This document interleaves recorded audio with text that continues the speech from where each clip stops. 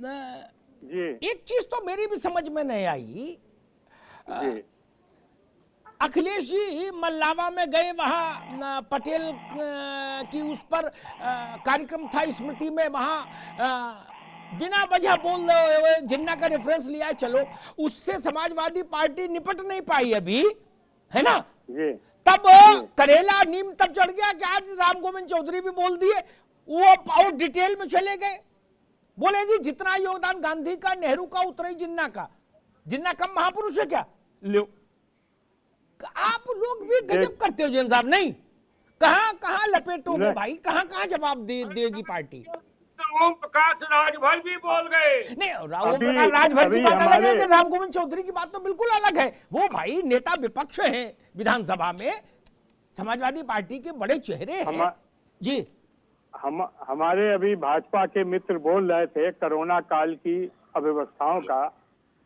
कौन सी ऐसी सरकार, जो भी जिन पैदल चलने वालों की मृत्यु हुई थी अपने प्रदेश में, उनकी सहायता किसने की? घर पे जाके किसने उनकी मदद की? मैं अपने भाजपा के मित्रों से पूछना चाहता हूं, समाजवादी ही पार्टी एक ऐसी थी जिनकी मदद उनके घर पे जाके हमारे नेताओं ने, हमारे कार्यकर्ताओं ने की। बताइए किसने मदद की? था बॉर्डर पे इनको भगाया था, तो हमने लोगों को बसें भेजकर उनके गांव में लाने की व्यवस्था की, अस्पताल की व्यवस्था की, बेड की व्यवस्था की, सिलेंडर की व्यवस्था की।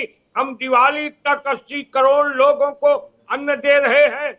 हमने डॉक्टरों की व्यवस्था की। उसमें अखिलेश यादव जी तो कहीं नहीं थे, बल्कि इस वैक्सीन के बारे में रुको एक मिनट रुको, जैन साहब कुछ करने जा रहे जी। जैन साहब, अमिताभ जी पहले ये बताइए कि आपने टीवी पर देखा था कि एक महिला अपने बच्चों को सूटकेस के ऊपर लिटा के ले जा रही थी कि नहीं ले जा रही थी? ठीक बात, मैं आऊंगा, मैं बाकी मेहमानों को भी बहस में ले आऊं। जैन साहब रुकिए, जैन साहब रुकिए, मैं बाकी मेहमानों को भी बहस में ले आऊं, शुचि विश्वास को और अनुभव चक को, फिर आप लोग पास लौटूंगा। लेकिन एक बात जरूर कहूंगा पांडे जी से,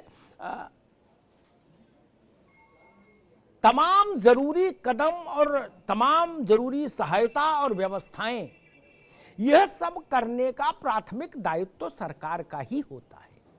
सरकार ही व्यवस्था होती देगी ना, और कौन व्यवस्था देगा? इसलिए ये ठीक है। और दुनिया भर में वैक्सीन का काम हुआ है, सब लोगों ने अपनी क्षमता भर किया है, भारत ने भी किया है, अच्छा किया। शुचि विश्वास, मैं सोच रहा था भूख, गरीबी, दुख, पीड़ा, रोजगार, भर्ती, इन पर चुनाव केंद्रित होगा। और चुनाव कहां जाके टिक रहा है? कहीं जिन्ना की शेरवानी में अटक रहा और कहीं इत्र फुलेल में फंस रहा। शुचि विश्वास, देखिए, जब 5 साल कोई काम किया ही नहीं और अब आपकी जवाब जाहिर बात है कि अयोध्या लाएंगे तो कब्रिस्तान में, गाजीपुर बॉर्डर पर नहीं दिखेंगे, लेकिन कैराना और फलान दिखेगा। अगर स्वर्गीय श्री हुकुम सिंह जी होते तो वो भी शर्मिंदा थे और आज शर्मिंदा होते, क्योंकि प्रदेश और केंद्र की सरकारों ने उत्तर प्रदेश में कुछ किया ही नहीं है। और दूसरा, जहां तक चित्र की बात है, तो हवाओं में इतना जहर भारतीय जनता पार्टी ने घोल दिया है कि कोई भी अगर सद्भाव की सुगंध को प्रचारित करता है तो किसी भी दल का हो उसका स्वागत है। अभी हमारे भाजपा प्रवक्ता को आपने देखा कि वो जिन्ना के साथ सरकार बनाई श्यामा प्रसाद मुखर्जी साहब ने। राम माधव जी ने कहा कि राष्ट्रहित में सरकार बनाई महबूबा मुफ्ती के साथ, और भी देश और प्रदेश भर में देश विरोधी ताकतों के साथ सत्ता लोलुपता के चलते सरकार बनाई बीजेपी ने। लेकिन इनका जो छद्म राष्ट्रवाद है, जो इनकी फर्जी परिकल्पना है, तो गान बजाना एक अलग बात है। बाकी आप भी बहुत वाकिफ हैं कि अर्थव्यवस्था पाताल लोक में है।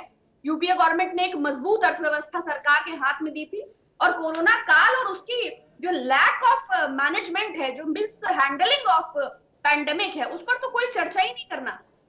प्रदेश ने बहती हुई लाशें देखी, रामनामी उठा ली गई, बालू में बहते हुए लोगों ने देखा कि कैसे सरकार शमशान घाट के बाहर भी बैरिकेडिंग लगा रही है। तो ये निर्लज्ज सरकार है, और हमेशा चूंकि ध्रुवीकरण इनकी राजनीति का आधार है, तो वो अपने चरित्र के अनुरूप ही आएंगे। ठीक है सुजी। एक टिप्पणी अनुभव चक से भी ले लूं।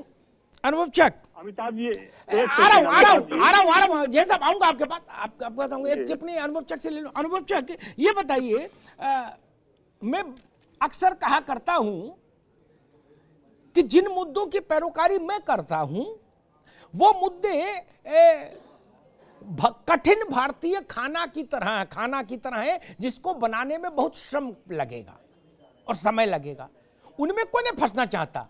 ऐसे जो मुद्दे हैं इन्ना जिन्ना मिन्ना टिन्ना टाइप के, वो मैगी है, सबको सूट करते हैं। गर्म पानी में डाला, हिलाया और खाया और चल दिए, चुनाव में मजा आ गया पूरा। नहीं अनुभव चक जी, अमिताभ जी जो आपने कहा वो बिल्कुल सही कहा।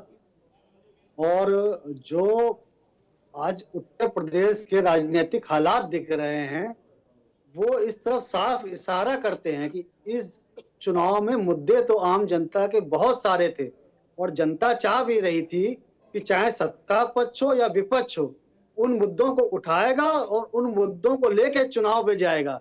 लेकिन देखने में ये आ रहा है कि अपने आप चुनाव का ऐसा ध्रुवीकरण का माहौल बन रहा है कि जिन्ना का जिन्न बोतल से बाहर निकल आया।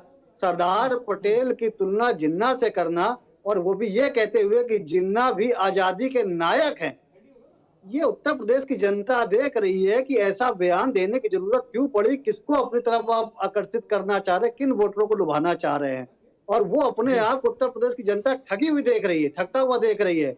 वो ये चाह रही थी कि विपक्ष सत्ता पक्ष अगर नहीं कर रहा तो कम से कम विपक्ष तो हमारी बात करेगा, लेकिन विपक्ष भी जिन्ना को ले आता है।